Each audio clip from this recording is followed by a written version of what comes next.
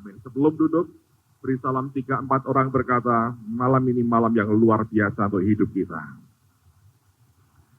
Amen. Berikan kemuliaan bagi Tuhan kita. Silakan duduk saudara. Oke, saya harus mentaati apa yang Tuhan mau. Dan mari kita lihat apa yang dia mau sampaikan. Nah, saya siapkan sesuatu yang saya sampaikan kemarin sore dan tadi pagi. Pada waktu tadi kita menyembah Tuhan, saya tahu roh Tuhan mau saya bicarakan hal yang berbeda. Nah, mari kita buka, kita ikuti Markus pasal yang ke-9. Markus 9, perhatikan mulai ayat yang ke-2 sampai dengan, ini cukup banyak ayat yang ke-29. Saya minta tolong Hengki bisa dibacakan. Markus pasal 9 ayat 2 sampai dengan ayat yang ke-29. Anda perhatikan pada Alkitab saudara masing-masing. Dan karena ini subjek yang mungkin akan sangat berarti bagi hidupmu malam hari ini, saya mau tunggu sampai semua Anda mendapatkan Markus 9. Yang sudah ketemu tolong angkat tangan kanannya. Saya bisa lihat tangan saudara. Oke, belum semua. Saya masih tunggu beberapa menit lagi. Markus 9. Sudah ketemu yang sudah katakan amin. Oke, silakan lagi. Markus 9. 6 hari kemudian Yesus membawa Petrus, Yakobus, dan Yohanes, dan bersama-sama dengan mereka ia naik ke sebuah gunung yang tinggi. Di situ mereka sendirian saja, lalu Yesus berubah rupa di depan mata mereka. Dan pakaiannya sangat putih berkilat-kilat, tidak ada seorang pun di dunia ini yang dapat melantang pakaian seperti itu. Maka nampaklah kepada mereka Elia bersama dengan Musa, keduanya sedang berbicara dengan Yesus. Kata Petrus kepada Yesus, Rabi, betapa bahagianya kami berada di tempat ini. Baiklah kami dirikan 3 kemah, satu untuk engkau, satu untuk Musa, dan satu untuk Elia. Ia berkata demikian sebab tidak tahu apa yang harus dikatakannya, karena mereka sangat ketakutan. Maka datanglah awan menaungi mereka, dan dari dalam awan itu terdengar suara, inilah anak yang kukasihi, dengarkanlah dia. Dan sekonyong-konyong waktu mereka memandang sekeliling mereka, mereka tidak melihat seorang pun lagi bersama mereka, kecuali Yesus seorang diri. Pada waktu mereka turun dari gunung itu, Yesus berpesan kepada mereka, supaya mereka jangan menceritakan kepada seorang pun apa yang telah mereka lihat itu, sebelum anak manusia bangkit dari antara orang mati. Mereka memegang pesan tadi sambil mempersoalkan di antara mereka apa yang dimaksudkan dengan bangkit dari antara orang mati. Lalu mereka bertanya kepadanya, mengapa ahli-ahli Taurat berkata bahwa Elia harus datang dahulu? Jawab Yesus, memang Elia akan datang dahulu dan memulihkan segala sesuatu. Hanya bagaimanakah dengan yang ada tertulis mengenai anak manusia, bahwa ia akan banyak menderita dan akan dihinakan. Tetapi aku berkata kepadamu, memang Elia sudah datang, dan orang memperlakukan dia menurut kehendak mereka, sesuai dengan ada yang tertulis tentang dia. Ketika Yesus, Petrus, Yakobus, dan Yohanes kembali pada murid-murid lain, mereka melihat orang banyak mengerumuni murid-murid itu, dan beberapa ahli Taurat sedang mempersoalkan sesuatu dengan mereka. Pada waktu orang banyak itu melihat Yesus, tercenganglah mereka semua, dan bergegas menyambut dia. Lalu Yesus bertanya kepada mereka, apa yang kamu persoalkan dengan mereka? Kata seorang dari banyak itu, Guru, anakku ini kubawa kepadamu, karena ia kerasukan roh yang membisukan dia. Dan setiap kali roh itu menyerang dia, roh itu membantingnya ke tanah, lalu mulutnya berbusa, giginya berkeratakan, dan tubuhnya menjadi kejang. Aku sudah meminta kepada murid-muridmu, supaya mereka mengusir roh itu, tetapi mereka tidak dapat. Maka kata Yesus kepada mereka, hei kamu angkatan yang tidak percaya, berapa lama lagi aku harus tinggal di antara kamu? Berapa lama lagi aku harus sabar terhadap kamu? Bawalah anak itu kemari. Lalu mereka membawanya kepadanya. Waktu roh itu melihat Yesus, anak itu segera digoncang-goncangnya, dan anak itu terpelanting ke tanah, dan terguling-guling sedang mulutnya berbusa. Lalu Yesus bertanya kepada ayahnya itu, sudah berapa lama ia mengalami ini? Jawabnya, sejak masa kecilnya. Dan seringkali roh itu menyeretnya ke dalam api, ataupun ke dalam air untuk membinasakannya. Sebab itu, jika engkau dapat berbuat sesuatu, tolonglah kami dan kasihanlah kami. Jawab Yesus, katamu jika engkau dapat, tidak ada yang mustahil bagi orang yang percaya. Segera ayah anak itu berteriak, aku percaya, tolonglah aku yang tidak percaya ini. Ketika Yesus melihat orang banyak makin datang berkerumun, ia menegur roh jahat itu dengan keras, katanya, hei kau roh yang menyebabkan orang itu menjadi bisu dan tuli, aku memerintahkan engkau keluar daripada anak ini, dan janganlah memasukinya lagi. Lalu keluarlah roh itu sambil berteriak dan mengguncang-guncang anak itu dengan hebatnya. Anak itu kelihatan seperti orang mati, sehingga banyak orang yang berkata, ia sudah mati.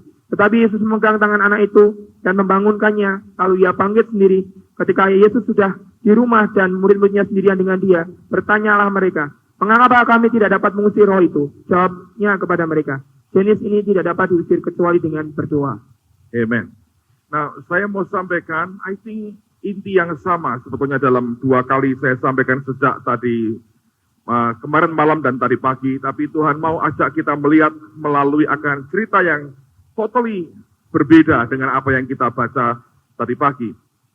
Saya mau sampaikan, kalau Tuhan izinkan, ada 4 poin pada sore hari ini yang mendadak Tuhan tunjukkan kepada saya bahwa rangkaian cerita ini bersamaan atau mirip sama dengan poin yang sebetulnya Tuhan ingin ajarkan buat kita selama ini.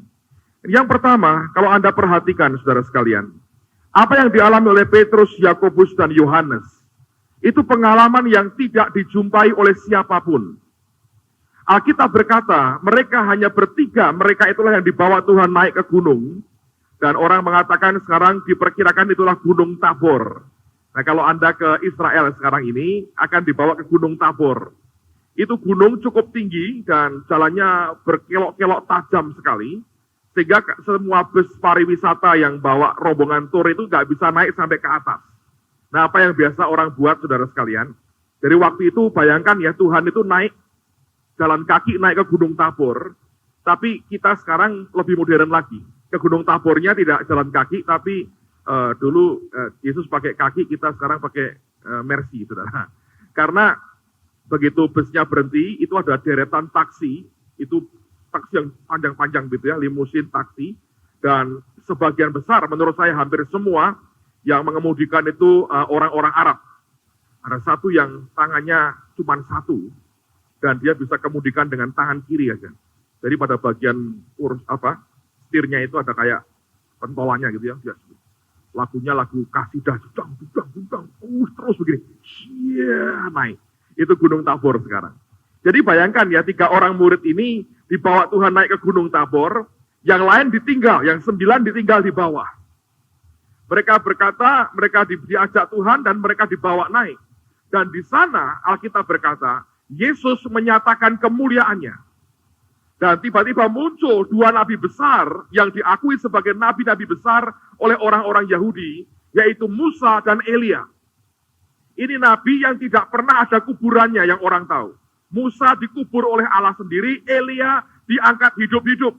Nah, mereka berdua muncul, lalu ngobrol dengan Yesus tentang rencana kematiannya, penebusannya bagi dunia. Tapi yang luar biasa, saya percaya 3 muridnya nggak terlalu ngerti sebetulnya apa yang sedang mereka lihat. Tapi mereka takjub dengan pemandangan yang luar biasa. Alkitab berkata, sampai Markus mengatakan, mereka mengatakan tidak seorang pun di dunia ini dapat mengelantang pakaian seperti itu. Putihnya luar biasa. Dan Petrus berkata, Tuhan, kami berbahagia di sini. Ya tentu, saudara. Dan saya mau berkata, sebelum Tuhan naik ke surga, pengalaman seperti ini hanya milik beberapa orang. Setelah Tuhan naik ke surga dan rohnya diberikan kepada kita, gereja harus mengerti bahwa Allah sedia memberikan akan quality persekutuan yang sama luar biasanya dengan yang dialami oleh ketiga murid itu. Roh Kudus yang diberikan kepada kita akan mampu setiap saat membawa kita dalam lingkupan hadirat Allah yang luar biasa, yang orang-orang kebanyakan tidak mampu untuk bisa memahaminya.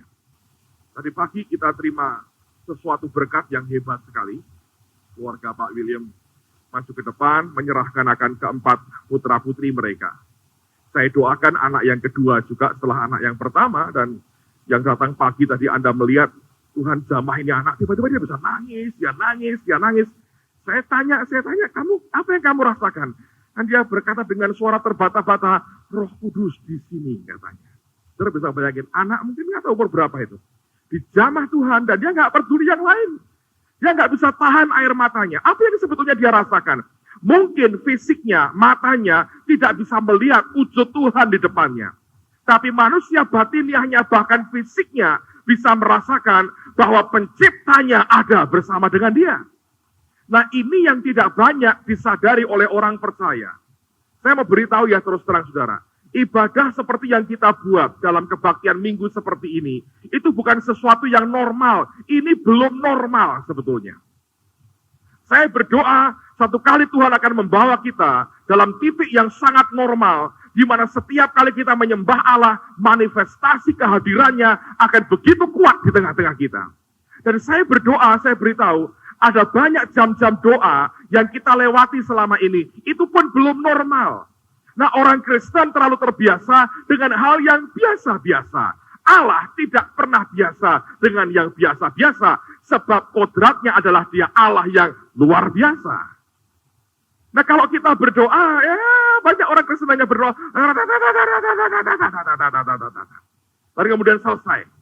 Tapi sebetulnya, saya mau berkata pada saudara, Allah menjanjikan suatu quality persekutuan yang luar biasa dengan Dia.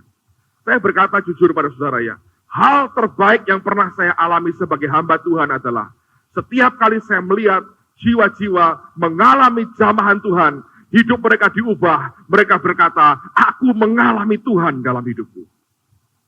Di Israel dalam retreat terakhir yang kami buat bulan yang lalu, saya lihat waktu Ibu Indri melayani itu anak-anak kecil di jamah Tuhan, saudara. Nangis terus. Luar biasa. Lalu malamnya KKR lagi, dipanggil lagi itu anak kecil. Sudah, katanya. Jadi karena dia berjam-jam gak bisa makan, dia nangis sama Tuhan. Dipanggil lagi, dia berkata, sudah, mau lagi gak? Mau, kenapa? Enak, katanya. Selesai ditanya, kamu rasain apa? Enak, katanya.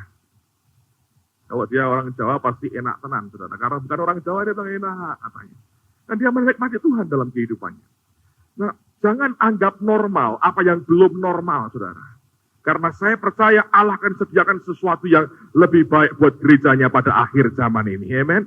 Kita sebagai umat percaya mesti belajar terbuka dengan roh Allah untuk mengerjakan apa yang Dia mau kerjakan di dalam kehidupan kita. Setiap kali engkau sendirian dengan Allah, harapkan sesuatu yang luar biasa akan melanda kehidupanmu. Saya mau katakan setiap kali saya naik mimbar, saya mengharapkan sesuatu yang luar biasa akan terjadi. Dan juga malam hari ini saya berdoa, sesuatu akan Anda alami di dalam kehidupan saudara.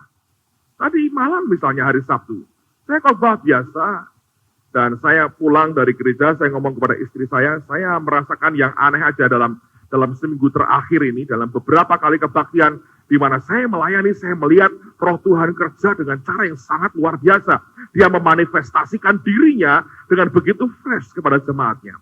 Dan tadi malam saya hanya berkata mereka yang sudah lama undur dari Tuhan, ada banyak orang yang maju, nggak ada yang apa-apain. Tiba-tiba saya tahu roh Tuhan jamah hati mereka. Dan itu momen saat yang sangat indah dalam kehidupan kita. Sebagai orang percaya, jangan hanya berkata, oh ini sudah bagus, sudah maksimal, hanya ini yang bisa Allah buat. Saya berkata, jangan pernah mau percaya itu. Sebab Allah selalu punya yang lebih baik, lebih baik, lebih baik, lebih baik buat kita setiap hari. Amen. Nah, lihat bahwa Dia berkata, 2-3 orang berkumpul dalam namaku, aku di tengah-tengahmu. Memang Alkitab mengatakan dalam Mazmur, Daud berkata bahwa Allah adalah Allah yang maha hadir, yang omnipresence. Kemanapun kita pergi, Dia akan hadir. Tapi 2-3 orang berkumpul dalam namanya, kalau umat Allah berkumpul, Dia berkata, aku akan ada di tengah-tengahmu. Artinya, Dia mau membuat kita menyadari bahwa Dia hadir, dan Dia mau kita mengerti akan kehadirannya. Seorang tamu yang baik, dia senang kalau kehadirannya diketahui tuan rumah. Tapi tamu yang kurang baik niatnya, tidak ingin kehadirannya diketahui tuan rumah, supaya dia bisa nyolong, saudara. Ngerti? Tuhan bukan pencuri. Dia tamu yang baik. Dan Dia mau datang dalam kehidupan kita. Dia mau menyatakan dirinya. Dan Dia mau semua kita kenali bahwa Dia hadir di tengah-tengah kita. Di Jakarta minggu yang lalu, kami mengalami hal yang sama. Secara fisik, saya kalau jujur berkata sudah nggak tahan sebetulnya. Karena dari pagi saya ngajar 3 session, hari sebelumnya juga ngajar 3 session. Nah hari itu saya ngajar 3 session, yang kedua dan ketiga digabung jadi satu. Oleh karena beberapa part-time itu minta, Pak diterusin aja Pak, supaya kami bisa ikuti sampai tuntas. Mereka berkata nanggung ini, belajar begini nanggung, kalau di break, lalu kemudian kita hilang session, besok lagi nanggung katanya, terusin katanya. Yang full time akhirnya menyerah harus makan siang lebih lambat dari biasanya. Dan akhirnya saya teruskan juga sehingga tanpa sadar hampir 2,5 jam saya bicara. Dan saya berkata, wah ini mulai ketularan Ibu Indri ini khotbah berlama-lama seperti ini. Itu perlu anugerah khusus, saudara. Saya hormati dia bisa ngomong panjang lebar 4 jam non-stop. Itu hebatnya luar biasa. Hampir tidak pernah minum loh. Ngomong terus 4 jam. Waduh, saya berkata, itu anugerah yang luar biasa. Kalau diberikan ke saya, kalau boleh nolak tentu akan saya berikan kepada yang lain. Dan itu perlu untuk anugerah supaya pantat bisa tetap dingin setelah Anda mendengarkan 4-5 jam orang khotbah. Tapi kalau nggak diurapi, orang bubar, saudara. Tapi saya tahu dia diurapi Tuhan. Dan anugerah Allah besar buat hidupnya. Amen. Nah, pada waktu itu saya berkata, waduh sudah 2,5 jam non-stop saya khotbah. Selesai firman, langsung makan siang sebentar, ngisi Kampung Tengah, saudara. Diantar saudara Yusuf langsung ke airport, masuk pesawat terbang Jakarta, sampai sana sudah dijemput, kemudian ke hotel, hanya mandi, ganti pakaian, pakai dasi, ambil Alkitab, ambil catatan, tidak tahu mau khotbah apa, langsung ke tempat seminar. Dan saya dalam hati berkata, Tuhan, ini kalau nggak ngomong repot saya. Apa yang Engkau mau sampaikan? Dan sampai di sana itu orang sudah mulai datang, 6:30 dimulai, saya naik mimbar dan penyembahan berlangsung dan tiba-tiba semua berhenti. Musik semua berhenti, semua berhenti. Dan orang mulai sadar bahwa Tuhan di tengah-tengah kita, saudara. Itu pengalaman seperti itu ya saya berkata, itu merupakan bagian dari anugerah Allah buat kita, saudara. Itu bukan milik 1-2 orang, tapi itu milik semua kita. Sebab Tuhan berkata, 2-3 orang hadir, berkumpul, hadir dalam namaku, aku akan hadir di tengah-tengahnya. Nah, pengalaman ini tentu akan membuat Petrus berkata, betapa bahagianya kami di sini. Kalau saudara punya hubungan yang luar biasa dengan Tuhan, hal yang paling Anda inginkan dalam hidupmu adalah apa? Engkau bergaul dengan Tuhan, saudara. Setiap hari engkau bergaul dengan dia, engkau bersekutu dengan dia. Engkau akan suka menyembah dia, engkau akan suka diam di bawah kakinya, engkau akan suka menikmati kehadirannya. Karena itu dunia tidak pernah bisa memberi.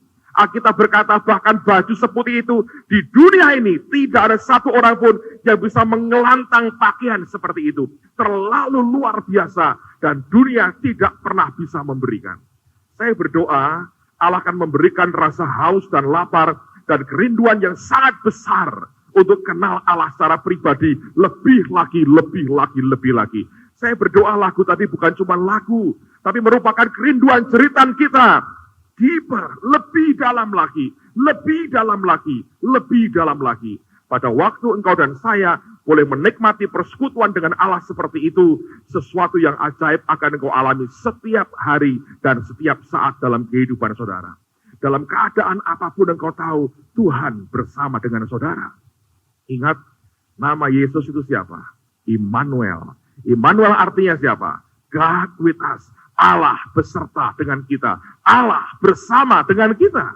Setiap kali kita berkata, Immanuel, Allah beserta kita. Dengarkan penyertaannya, itu bisa dirasakan. Dan kita tahu, dia Allah yang hadir menyertai kehidupan kita. Jangan pernah anggap wajar apa yang masih belum wajar, saudara. Saya pribadi berdoa, saya berharap, dan saya percaya. Saya punya keyakinan, saudara. Makin dekat dengan saat Tuhan datang, akan makin luar biasa dia menyatakan kuasanya pada gerejanya dan lewat gerejanya. Saya masih ingat seorang hamba Tuhan bernama Paul Cain, dia pernah bernubuat. Dia berkata, nanti sebelum Tuhan datang, di Cina, orang tidak perlu baca ayat terlalu banyak. Tidak perlu khotbah berjam-jam. Cukup orang mengucapkan satu kata firman Allah. Satu potong ayat firman dia ucapkan. Nanti ratusan ribuan orang akan bertobat dan datang kepada Allah. Itu kalau Tuhan menyatakan dirinya. Jadi saya berdoa, jadikan hidup kita alat untuk dia menyatakan dirinya. Amen, saudara. Nah, hal yang kedua yang saya ingin Anda perhatikan adalah begini. Ketika Petrus berkata, betapa bahagianya kami di sini, tiba-tiba Bapak berkata, inilah anakku yang kukasihi, kepadanya aku berkenan, dan dia berkata, dengarkanlah dia. Hubungan kita, persekutuan kita dengan Tuhan, tidak ada manfaatnya banyak, Kalau kita ngomongnya banyak dan dengarnya tidak banyak. Orang cenderung, saudara, untuk ngomong banyak dengan Tuhan, tapi kurang mendengar apa yang dia mau katakan. Saya beri contoh begini. Yesus memberikan teladan yang luar biasa. Ketika dia bergumul di Taman Getsemani, minimal ketika dia berdoa itu berapa lama, saudara? Minimal berapa lama? Hah? Tahu berapa lama? Sejam. Dari mana ngerti? Baca di Alkitab. Dia tegur Petrus, tidakkah kamu sanggup berjaga-jaga berapa lama? Barang 1 jam saja. Berarti minimal dia berdoa berapa lama? Sejam. Saya mau tanya, dia berdoa sejam itu mengucapkan berapa kalimat sebetulnya? Kemarin tanya saya di TSOA, berapa? Banyak. Ngomongnya apa? Tidak tahu. Dengar ya, kalau dia ngomong banyak, itu di Yohanes 17. Dia ngomong banyak. Tapi peristiwa di Taman Getsemani, dia tidak ngomong banyak. Sejam dia hanya ngomong 3 kali dia berkata apa? Ya Bapa, sekiranya mungkin cawan ini apa? Lalu daripadaku. Tetapi bukan kehendakku yang jadi, melainkan kehendakmu yang jadi. Nah itu diucapkan 3 kali. Gimana kok sejam, saudara? Nah sisanya gimana? Kan masa ya, tiga kalimat itu ya dihabiskan 1 jam, itu gimana caranya? Apakah begini, kayak orang jambi-jambi, ya Bapak sekiranya mungkin kerajaan tentang ya Bapak kiranya mungkin padaku, ya Bapak ya Bapak, masa begitu sudah? Apa begini? Ya Bapak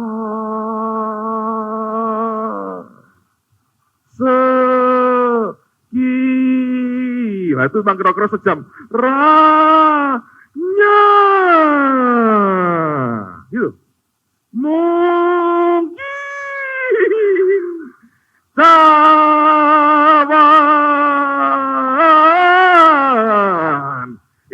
Itu pun angel sejam, saudara.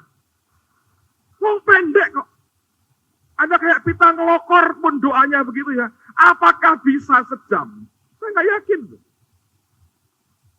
Saya yakin dia ngomong, memang ngomong wajar.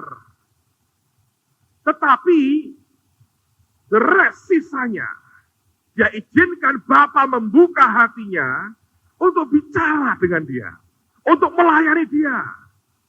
Sampai dia tetap punya pengertian, ini loh yang Bapa inginkan dalam hidupmu. Ini yang aku mau kamu lakukan, nak. Itu selebihnya adalah dia hanya bisa menangkap apa yang Bapa ingin sampaikan. Nah hari ini gereja Tuhan, kalau doa kebalik. Tuhan belum sempat ngomong, kita nerocos terus. Obat tuh saudara, denger gitu.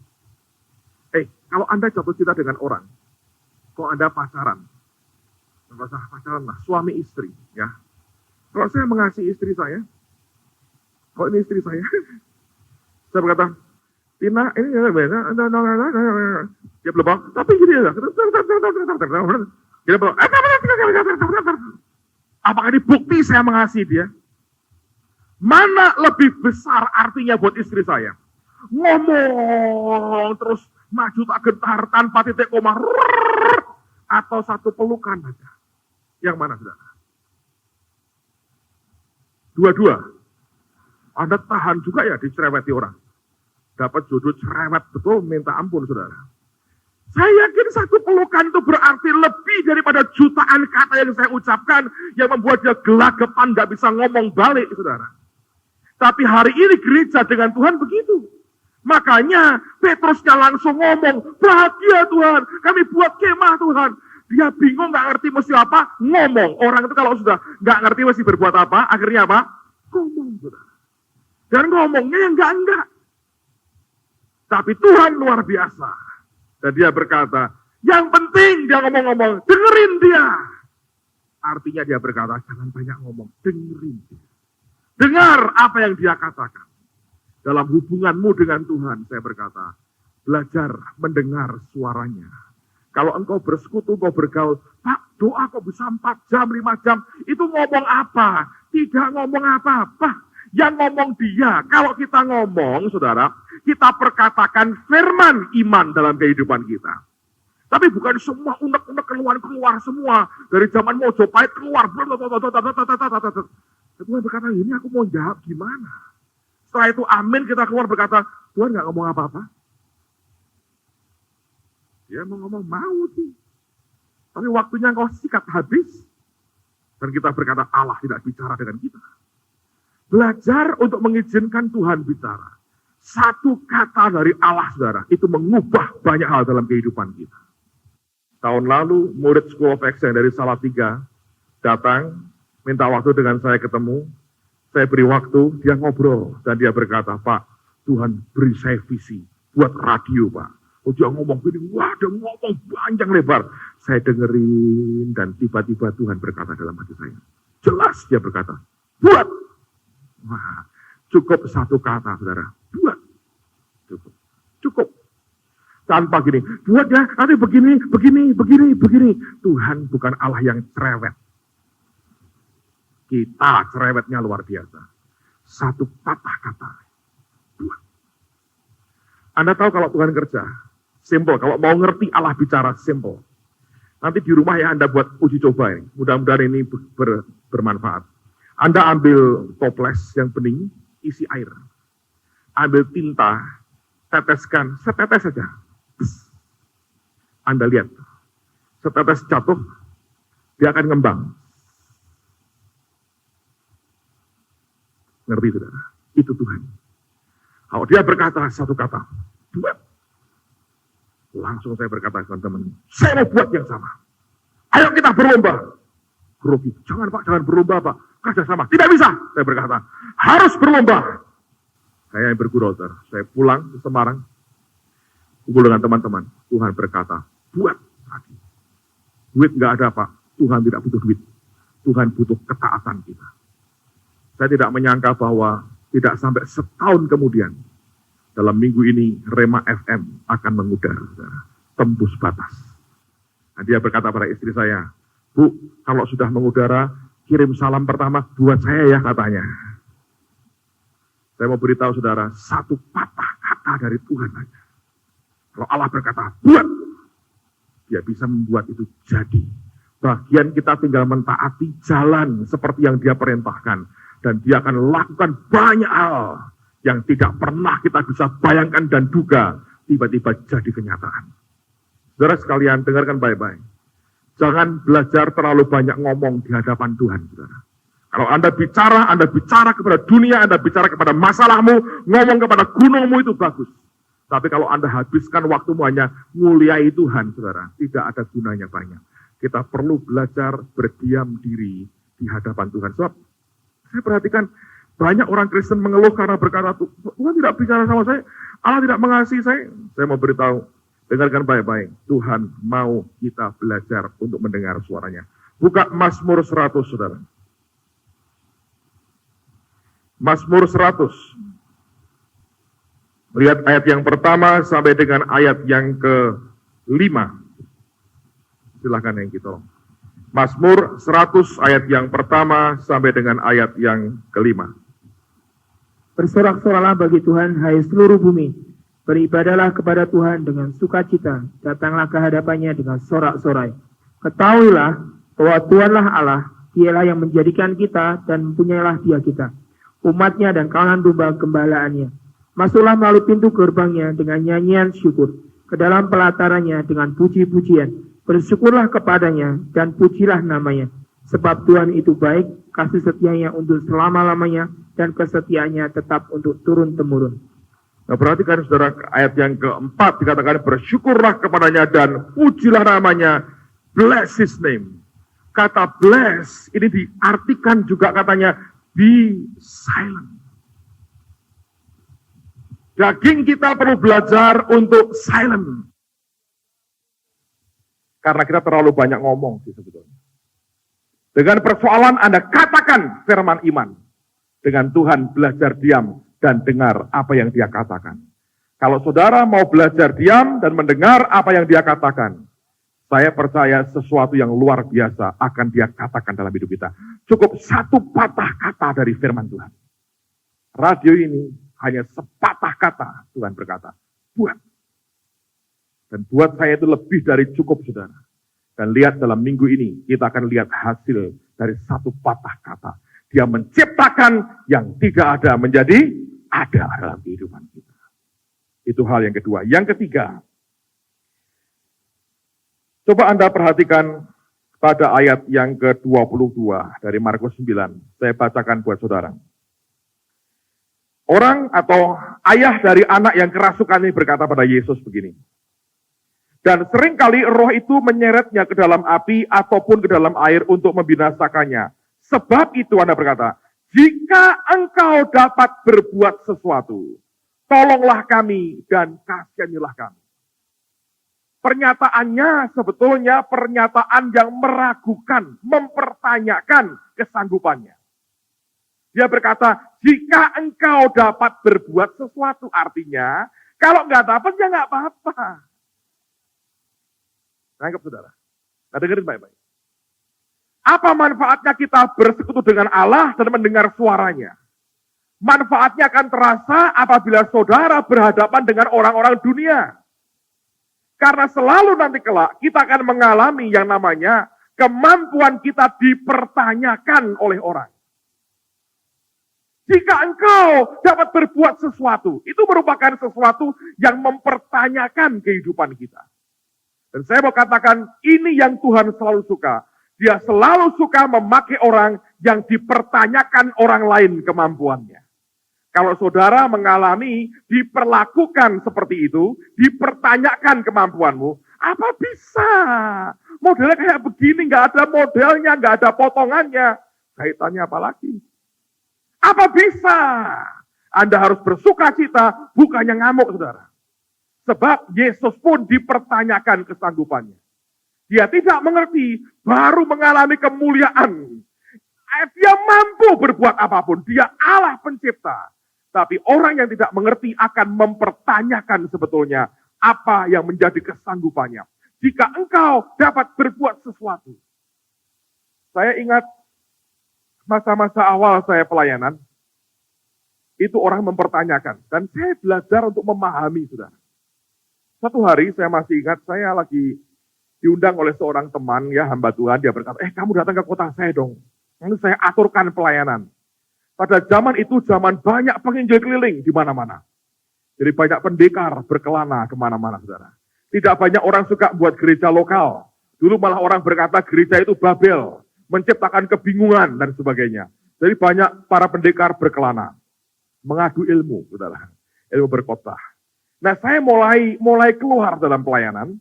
Kemudian saya diatur masuk ke sebuah kota. Dan pada saat itu saya ditelepon satu hari.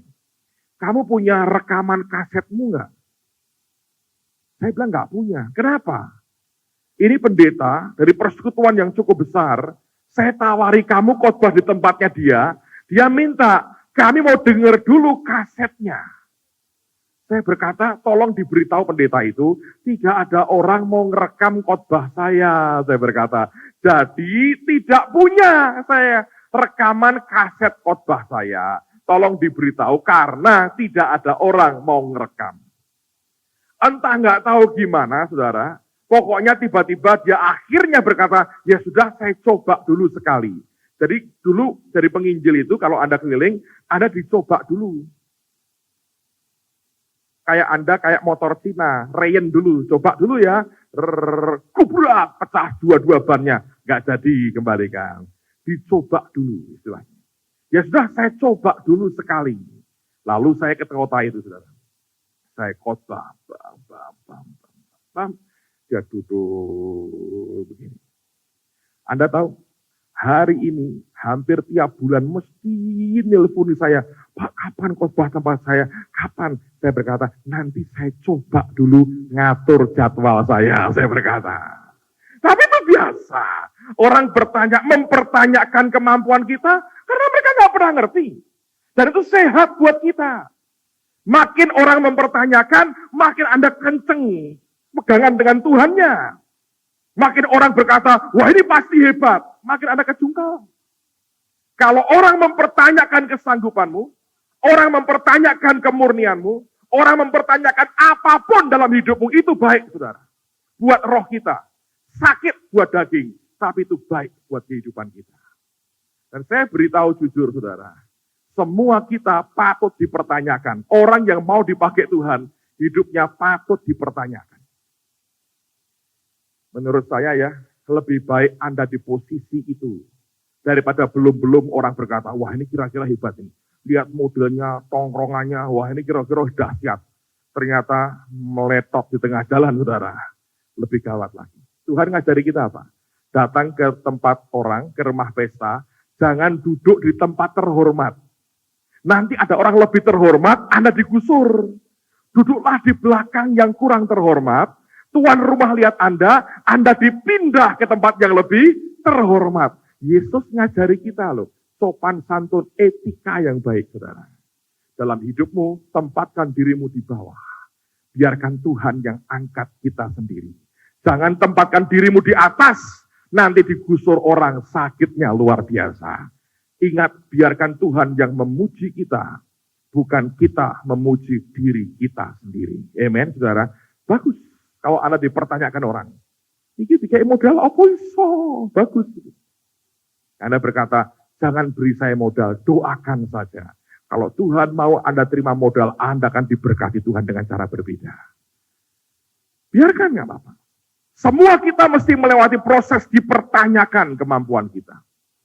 Kalau saya pikirkan masa lalu saya berkata, wajar kok orang mempertanyakan itu wajar.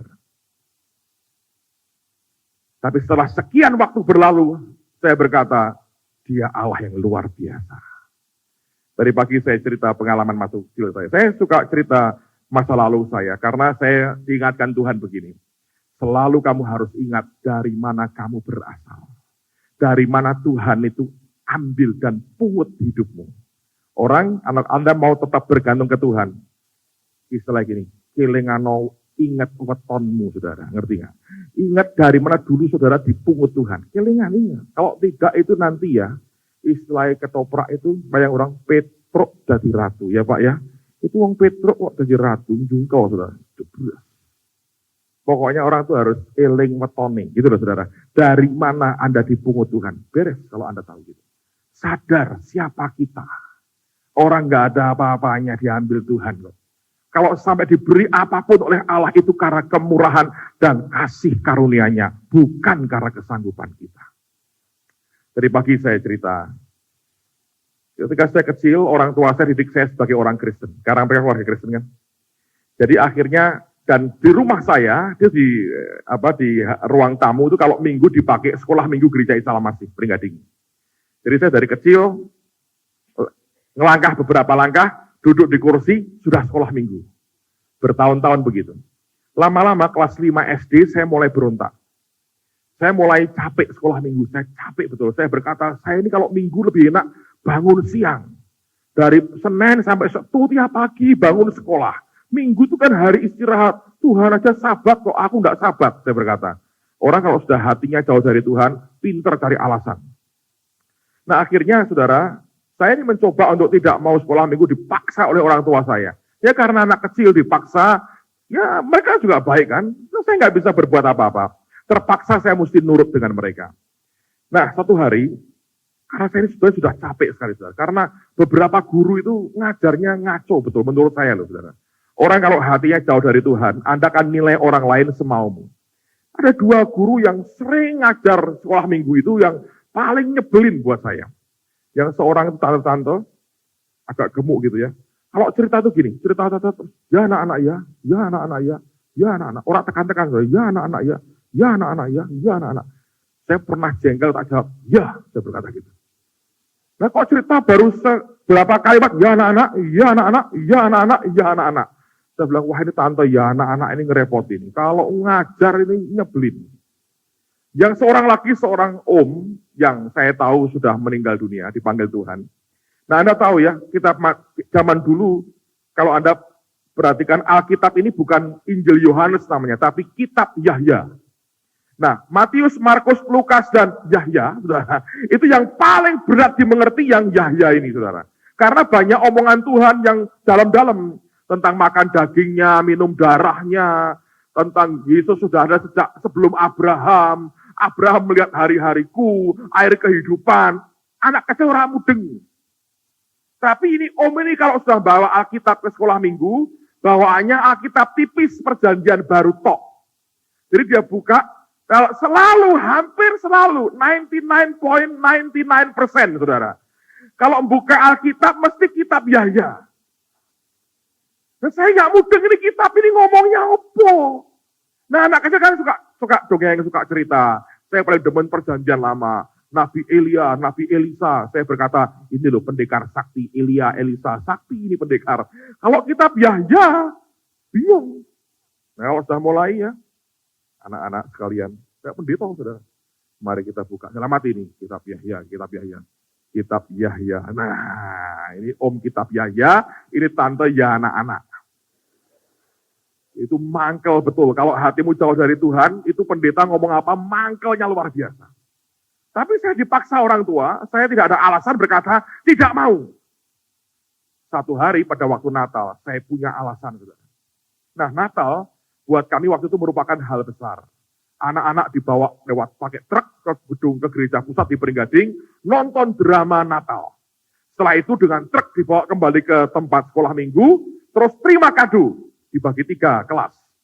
Bagian setia, setengah setia, kurang setia.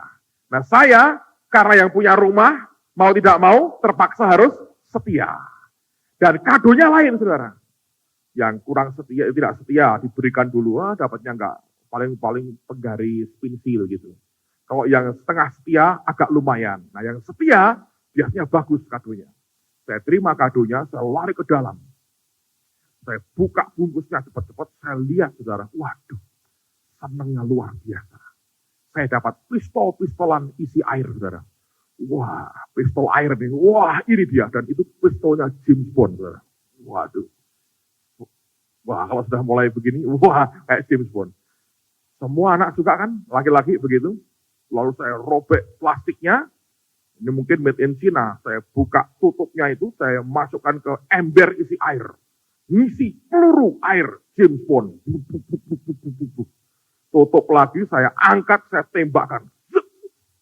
Dari moncongnya itu keluar air. Keluar, dari bawah keluar bocorannya. Keluar. Ternyata saya lihat itu pistol bawahnya bolong, saudara. Jadi sudah pecah rusak dari pabrik, bolong gede. Saya bilang, kapan menangnya James Bond bolong begini? Saya lapor ke orang tua saya berkata, pistolnya bolong. Itu pasti Mak Esir. Dianterin saya ngadep ke guru, yang nemui saya, tante, ya anak-anak itu. Saya bilang, tante, pistolnya bolong. Anda tahu dia berkata apa? Saya ngomong gini, tolong diganti. Dia berkata apa? Sudah nggak ada lagi. Kalau mau dapat yang baik, setiap setahun lagi, nanti Natal tahun depan, dapat lebih bagus. Ngamuk saya. Koyok Laban. Loh ya toh? Laban itu kan ngapusi Yakub gitu saudara. Yakub pengen dapat Rahel. Dia berkata, kerja 7 tahun. 7 tahun dilawali. Setelah kawin, dikasih Lea. Matanya kan agak sedikit fokusnya ke tengah gitu saudara. Juling. Loh ya, kita berkata, nah, waktu malam Yakub gak ngerti, dipikir bodoh, bangun loh, si mata guling. Ngamuk Yakubnya, aku minta Rahel kok dikasih ini. Laban berkata, yora elok kok adik isik sing kawin, gitu kira-kira bahasa Jawa nih saudara. Lalu mau Rahel, kerja ya 7 tahun lagi. Saya berkata, aku setia loh setahun. Dapat pistol bolong. Dapat ganti kok setahun lagi. Laban. Orang usah gerejo-gerejonan. Nah, tidak Yesus-Yesusan. Selalu Yesus itu jadi pelengkap penderita. Saudara. Anda ngamuk dengan orang, Yesus kena. Ngamuk dengan siapa, gereja kena. Pendeta kena, Kristen kena. Semua. Itu tanda masih kelas 5 SD sebetulnya. Nah akhirnya orang tua saya sudah, dia nggak mau ke gereja. Ya benar juga pikirnya. Oh dia ngamuk. Dia nggak bisa apa-apa. Nah, saya kan anak laki, sabu, apapun yang diminta, diberi. Kan putra mahkota, dinasti Ming. Jadi akhirnya, saudara, tidak ke gereja. Wah, saya senang sekali. Minggu akan bangun siang. Tapi nyatanya nggak bisa. Karena pagi itu anak-anak yang lain ribut di depan sekolah minggu. Saya kalau minggu pagi itu isinya ngamuk-ngamuk, tutupi telinga dengan bantal segala macam. Tidak mau ke gereja. Sekian waktu jalan, waduh sudah pokoknya tidak ke gereja, tidak mau kenal Tuhan, tidak mau kebaktian, tidak mau sembahyang, tidak mau apa-apa. Satu hari, lagi terganggu tidur saya ini, saudara. Tiba-tiba yang cerita kok lain. Biasanya ya anak-anak dan kitab Yahya, hari itu lain, saudara. Ada satu khotbahnya ceritanya lain. Lah rumah kan terus dari papan, dari kayu. Saya ngintip dari sela-sela papan itu kan ada bolongan ini. Pak intip. Ini kok nggak pernah ngerti ya om ini.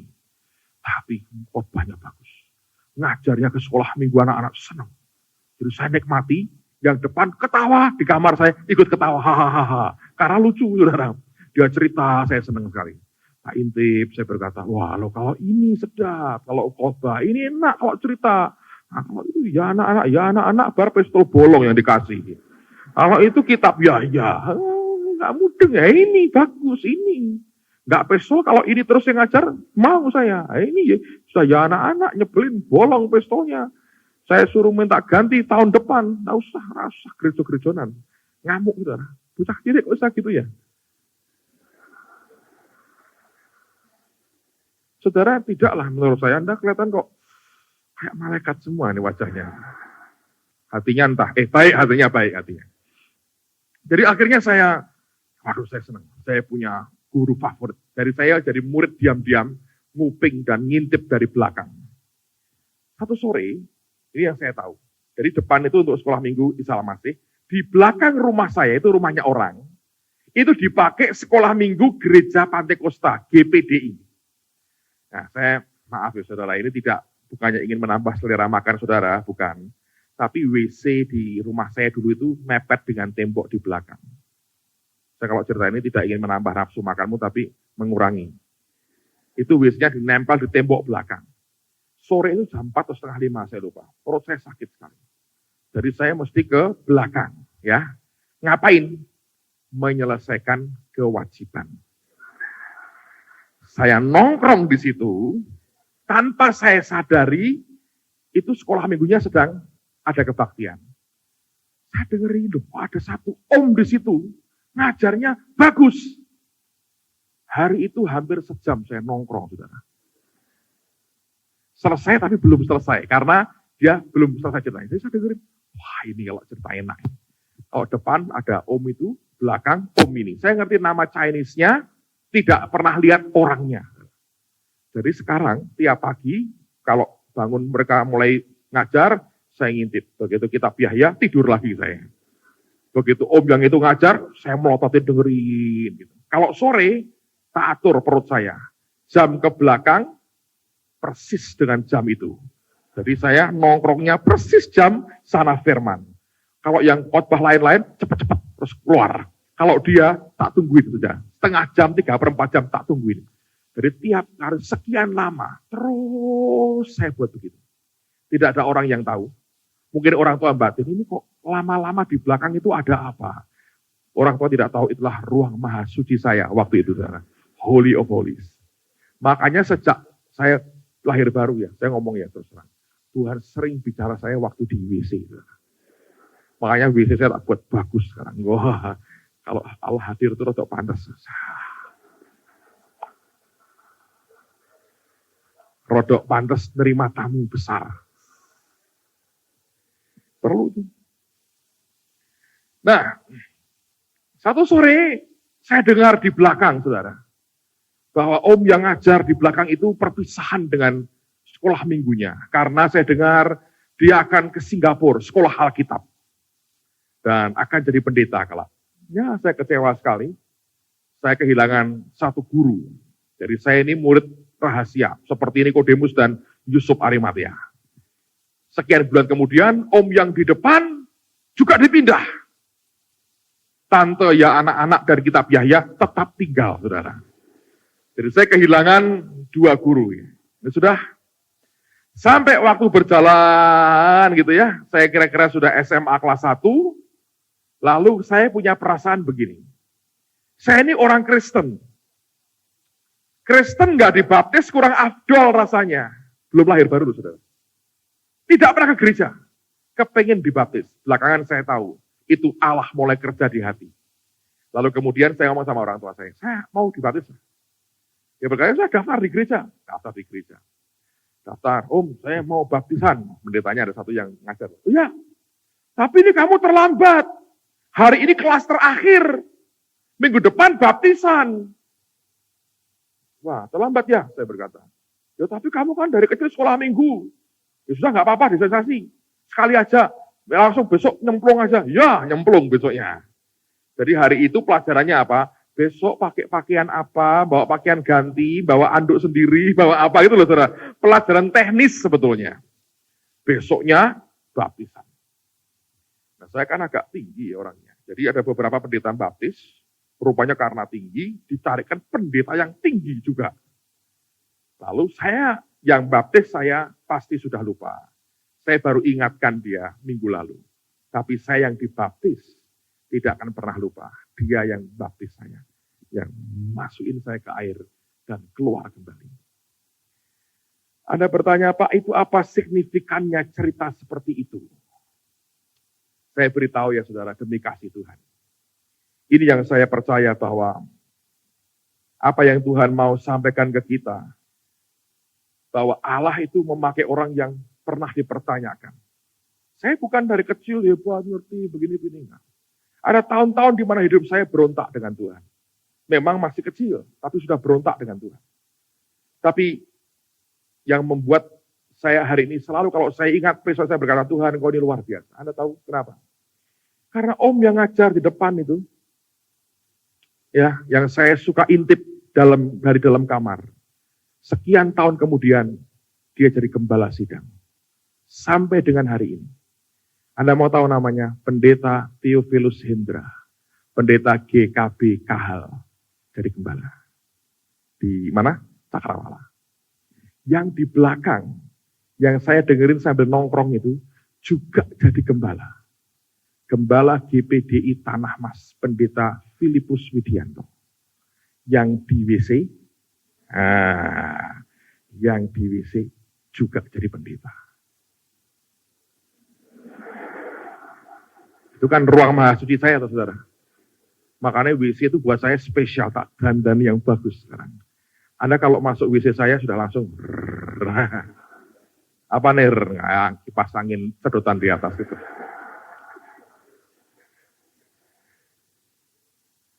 Amen. Minggu lalu saya dibuat Tuhan tercengang. Anda tahu, salah seorang murid School of Acts tahun ini adalah pendeta yang lebih dari 20 tahun yang lalu baptis saya. Dia sekolah di The School of Acts. Minggu lalu saya ngajar the whole week. Saya ngajar, dia nyatet itu. Saya dulu yang baptis dia. Hari ini dia sekolah, dia duduk manis. Dia dengerin, saya ngajar firman. Saya kalau ingat, saya bilang, Tuhan, Allah itu luar biasa. Amen, saudara. Anda boleh mulai dari sangat kecil dan tidak berarti. Tapi kalau ada maksud Tuhan dalam hidupmu, selalu akan jadi luar biasa. Percaya? Jangan pernah batasi Tuhan, saudara. Jangan pernah. Jangan pernah batasi Tuhan. Apa yang hari ini tidak nampak apa-apa. Kalau Allah berkata, aku berkenan dengan hidupnya. Aku mau pakai dia. Tidak ada orang bisa mencegah kita. Tuhan akan menyatakan dirinya pada waktunya. Yang terakhir, yang keempat. Kalau Anda berkata, saudara siap dipakai Tuhan, mari lihat pada ayat yang berikutnya, ayat yang ke-23 dari Markus 9. Jawab Yesus, katamu jika engkau dapat, tidak ada yang mustahil bagi orang yang percaya. Segera ayah anak itu berteriak, aku percaya. Tapi saudara, langsung disambung dengan perkataan, tolonglah aku yang apa? Gitu. Tapi saya mau katakan saudara, ini loh namanya kejujuran. Ini orang paling cepat bertobatnya. Saya berkata begini, tidak ada yang mustahil bagi orang yang percaya. Langsung dia berkata, aku percaya. Sepersekian detik dia sadar, orang percaya kok teriak percaya. Tolonglah hati yang tidak percaya ini. Nah itu jujur, saudara. Sebab tadinya dia meragukan Tuhan kan. Jika engkau dapat berbuat sesuatu, jika artinya sebetulnya dia nggak terlalu yakin. Karena murid-muridnya sudah pernah dicoba dan tidak ada gunanya. Kalau muridnya gagal, gurunya mungkin juga akan gagal. Ketika Tuhan berkata, tidak ada yang mustahil bagi orang yang percaya, dia langsung berkata, aku percaya. Tapi saya yakin itu nuraninya menemplak dia. Dan dia sadar tidak percaya, tapi dia perlu percaya. Dan dia teriak, tolonglah aku yang tidak percaya ini. Supaya dapat percaya. Nah itu integritas. Jujur dengan Tuhan. Apa adanya jujur. Saya berdoa, saudara sekalian, mari belajar jujur dengan Tuhan. Sebab kalau kita tidak punya integritas, tidak punya kejujuran di hadapan Allah, dengan yang lain juga tidak akan jujur. Orang Kristen, orang percaya, harus merupakan orang-orang yang punya integritas. Integritas artinya luar dan dalam kita sama. Tidak ada kemunafikan, tidak ada keculasan. Jujur apa adanya. Integritas. Ini ada orang. Ya.